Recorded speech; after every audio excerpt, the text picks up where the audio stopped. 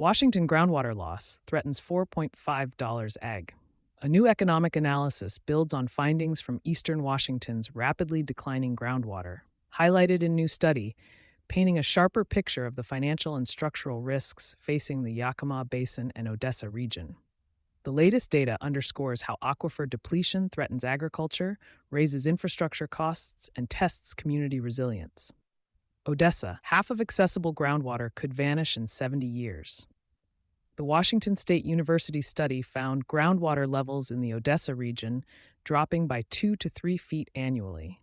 Without intervention, 10% of accessible groundwater could disappear by 2040 and 50% within 70 years.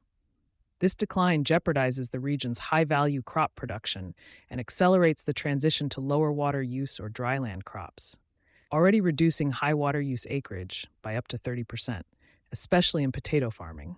The Odessa Groundwater Replacement Program is attempting to reverse the trend by shifting farms from well water to Columbia River supplies. The EL 22.1 project alone will convert 16,000 acres to surface water irrigation, eliminating 34 wells, conserving nearly 17 billion gallons annually, and cutting energy use by more than 52,000 megawatt hours, all while supporting hundreds of construction and operations jobs. Yakima Basin, economic engine under pressure. The Yakima Basin's $4.5 billion agricultural economy, anchored by hops, apples, and cherries, faces growing vulnerability. Deepest aquifer layers are declining at rates similar to Odessa, making recovery more difficult.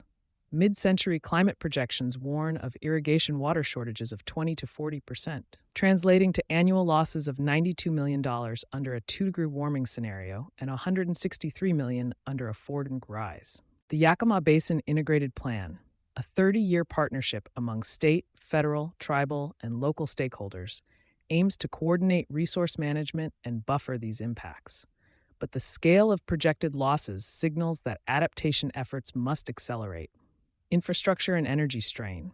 Falling aquifer levels increase pumping depths, driving up energy costs for farms and municipalities. Over time, this raises the risk of land subsidence, which can damage roads, pipelines, and building foundations. These structural risks, combined with rising water costs, could weaken economic stability in rural and agricultural communities. Policy and planning urgency.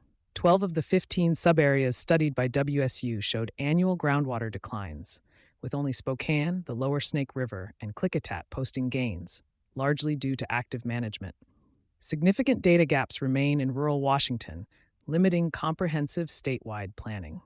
Economic modeling, similar to that used to assess the 2015 droughts, $633 to $773 million in statewide agricultural losses, will be critical for shaping long-term water policy and investment. Bottom line, without coordinated investment in water replacement projects, energy efficiency, and data-driven policy, Washington faces escalating agricultural losses, infrastructure degradation, and higher long-term costs, all while climate change intensifies the stress on aquifers. You've been listening to Sustainability Soundbites presented by E+E Leader. For partnership opportunities, reach out to a member of our team.